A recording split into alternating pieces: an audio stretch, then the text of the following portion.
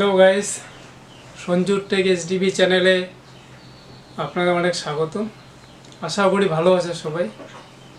তো আজকের যে বিষয়টা নিয়ে আলোচনা করব সেটা থাম্বনেইলে আপনারা দেখে নিয়েছেন হয়তো, যে একটা সিপিইউর ভিতর কি কি থাকে সেই বিষয়টা নিয়ে আজকে আলোচনা করব। যে একটা সিপিইউর ভিতরে কি কি থাকে বা কি কি থাকলে একটা কম্পিউটার চলতে পারে। তো মেন যে পার্টগুলো আছে সেগুলোই দেখাবো আজকে। তো আমরা তো সাধারণত জানি যে hard disk, RAM, SMPS, SSD, তারপরে সিডি, ডিভিডি রাইটার বিভিন্ন রকমের থাকে, কিন্তু কোনটাকে কি বলে আমরা জানি না, হয়তো দেখলে চিনবো। চলুন তো দেখে নিই কোনটাকে র্যাম বলে, কোনটাকে হার্ড ডিস্ক বলে, কোনটাকে এসএমপিএস বলে, সবগুলোকে দেখে নিই এবং জেনে নিই কোনটা কী, এবং প্র্যাকটিক্যালি দেখাচ্ছি যে কোনটাকে কী বলে। আমি সম্পূর্ণ খুলে কোনটাকে প্রসেসর বলি, সম্পূর্ণ প্রসেসর, ফ্যান সব খুলে আপনাদের আমি দেখাচ্ছি, প্র্যাকটিক্যালভাবে দেখাচ্ছি, যাতে আপনারা বুঝতে পারেন এবং বুঝতে কোনো সমস্যা না হয়, সেই জন্য প্র্যাকটিক্যালে দেখাচ্ছি। তো চলুন বেশি কথা না বাড়িয়ে ভিডিওটাকে শুরু করা যাক। প্রথমে দেখব সিপিইউটা কোন জায়গায় আছে। সেই সিপিইউটা থাকে এই ফ্যানের ভিতরে। এটা ফ্যানটাকে খুলবো, আমরা আগে খুলে রেডি করছি। এটাকে বলে সিপিইউ ফ্যান, এটাকে বলা হয় সিপিইউ ফ্যান।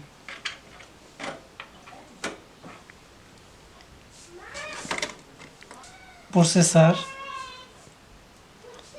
এই যে আমরা তো সাধারণত সিপিইউ বলে থাকি, সম্পূর্ণ এই বাক্সটাকেই আমরা সিপিইউ বলি, কিন্তু অ্যাকচুয়ালি মেন সিপিইউ কিন্তু হচ্ছে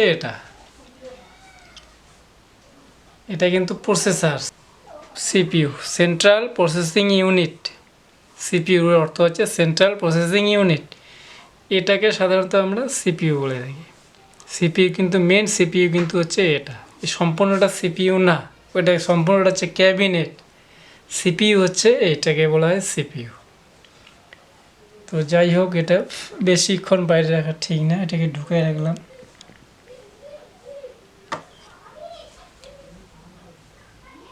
তো আমার এটা ডুয়াল কোর প্রসেসর।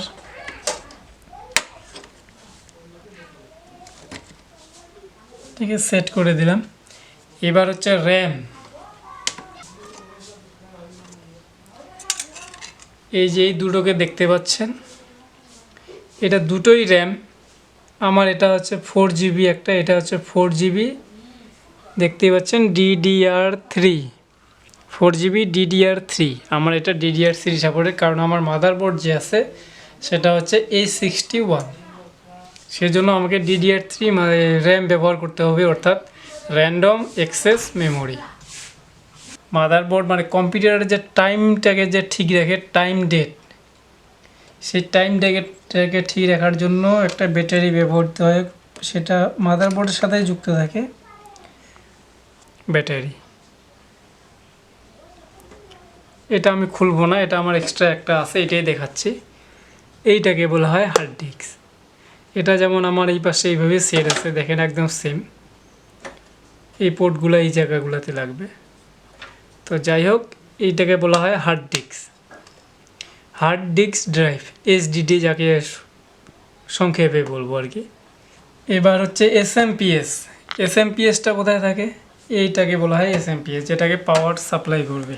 এদিকে দেখো, এই যে পাওয়ার সাপ্লাই, যেটা এসএমপিএস, কারেন্টের সাথে যে পোর্টটা যুক্ত হবে এখানে যুক্ত হবে, আগে দেখিয়েছিলাম।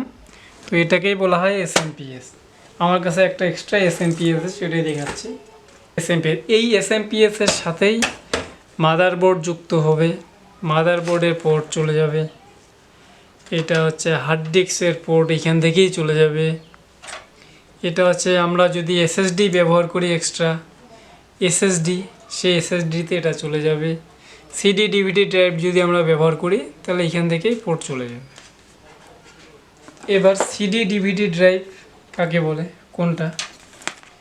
এই যে এই দিকে দেখতে পাচ্ছেন, এই যে সিডি ডিভিডি ড্রাইভ আমার সেটিংয়ে আছে, এটা খুলছে না কোনো কারণে, তো এটাকে খুলবো না। এটাই হচ্ছে সিডি ডিভিডি ড্রাইভ। এটা আপনি চাইলে লাগাতেও পারবেন, নাও লাগাতে পারবেন। এবার এসএসডি কোথায় থাকে?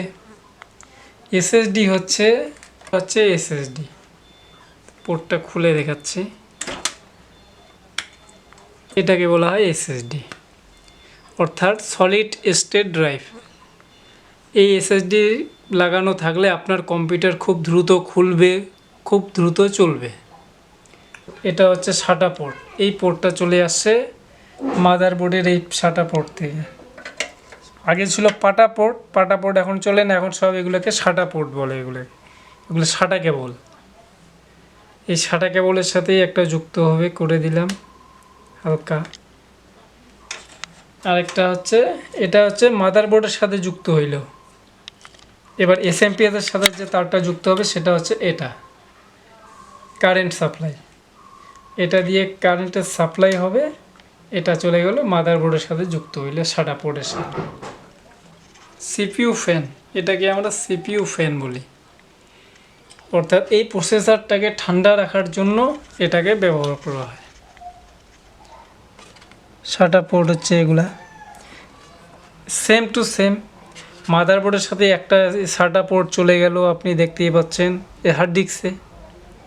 আর একটা চলে গেলে SMPS এর একটা কানেকশন চলে গেল হার্ড ডিস্কে। অর্থাৎ কারেন্ট সাপ্লাই দুটোতেই যাবে। এই SMPS থেকে মেন কারেন্ট সাপ্লাইটা হয়, এখান থেকে আপনার হার্ড ডিস্কে একটা চলে যাবে। আপনি যদি SSD ব্যবহার করেন তাহলে SSDতে একটা কারেন্টের পোর্ট চলে যাবে। আবার যদি DVD ড্রাইভ যদি ব্যবহার করেন তাহলে DVD ড্রাইভের একটা কানেকশন কিন্তু চলে যাবে। তো আমি DVD ড্রাইভ আমার লাগানো আছে ঠিকই, কিন্তু আমি ব্যবহার করি না। মেন যে মাদারবোর্ড সেটা কিন্তু এই বোর্ডটা, এই সম্পূর্ণ বোর্ডটাই হচ্ছে মাদারবোর্ড। আর আমি এক্সট্রা আরেকটা ফ্যান ব্যবহার করি, সেটা এদিক দিয়ে দেখো। এই যে আরেকটা এক্সট্রা ফ্যান দেখতে পাচ্ছেন, এইটা হচ্ছে আমি এক্সট্রা একটা ফ্যান লাগিয়েছি। অনেক সময় হিট হয়ে যায় মেশিন, তো এই হিট না হওয়ার জন্য আমি এই ফ্যানটাকে ব্যবহার করি। আমাদের ক্যাবিনেটের মধ্যে সাধারণত এগুলোই থাকে: একটা motherboard, RAM, hard disk, SSD, CD DVD drive, processor fan, এগুলো সব যুক্ত থাকে মাদারবোর্ডের উপরেই। এখন আমি যদি এই G41 বা G31 এর মাদারবোর্ড ব্যবহার করতাম তাহলে কিন্তু আমি DDR3 র্যাম কিন্তু ব্যবহার করতে পারতাম না। আমার যেমন দুটোই DDR3 র্যাম, এগুলো কিন্তু আমি ব্যবহার করতে পারতাম না। তো যাই হোক, যেহেতু আমার DDR3 র্যামই লাগবে সেহেতু আমি DDR3 কিনছি।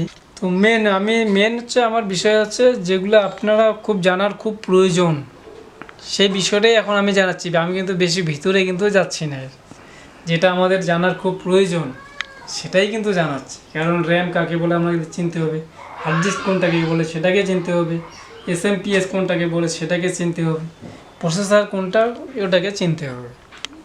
তো মেন কিছু বিষয় হচ্ছে আজকে আমার এইটাই। তো সব বুঝে নিলেন, এটাকে র্যাম, এটা হার্ড ডিস্ক, এটা হচ্ছে SSD, এটা CD DVD রাইটার, এটা SMPS, এটা এক্সট্রা হচ্ছে CPU ফ্যান, এটাকে হচ্ছে মেন CPU ফ্যান। CPU অর্থাৎ সেন্ট্রাল প্রসেসিং ইউনিট, অর্থাৎ প্রসেসর। এই মূলত হচ্ছে মেন যেটা আপনাদের দরকার, সেটার জন্যই আজকে ভিডিওটা বানানো। তো ঠিক আছে, আজকে এইটুকুই। তো আশা করি ভিডিওটা ভালো লাগলো। আমার মূলত আগে বলছিলাম যে আমি প্রথম ধাপ থেকে উঠবো, যারা কম্পিউটার সম্বন্ধে কিচ্ছু জানো না তাদের জন্য। এখন যা জানো না বলতে শিখতেও হবে। এখন শেখার জন্য আপনাদের মেন যে প্রথম যে পার্টের যে ধাপ, সেই ধাপগুলোকে আপনি র্যাম যদি না চেনেন, আপনি যদি হার্ড ডিস্ক না চেনেন, তাহলে আপনি কম্পিউটার চালাবেন কেমন করে? তো আশা করি ভিডিওটা ভালো লাগলে শেয়ার, লাইক, সাবস্ক্রাইব করে রাখবেন। আর একটা রিকোয়েস্ট করব, চ্যানেলটাকে সাবস্ক্রাইব করবেন আর ভিডিওগুলোকে পুরোপুরি দেখবেন, কেটে কেটে দেখবেন না, তাহলে আপনাদের বোঝার অনেক অসুবিধা হতে পারে বা বুঝতে সমস্যা হতে পারে। এই জন্য ভিডিওটা প্রথম থেকে শেষ পর্যন্ত না টেনে দেখবেন, ভিডিওটা কন্টিনিউ দেখতে থাকবেন। আর একটা রিকোয়েস্ট করব, চ্যানেলটাকে সাবস্ক্রাইব করবেন। ঠিক আছে, টাটা, ভালো থেকো সবাই। Subscribe now and press the bell icon. Never miss an update.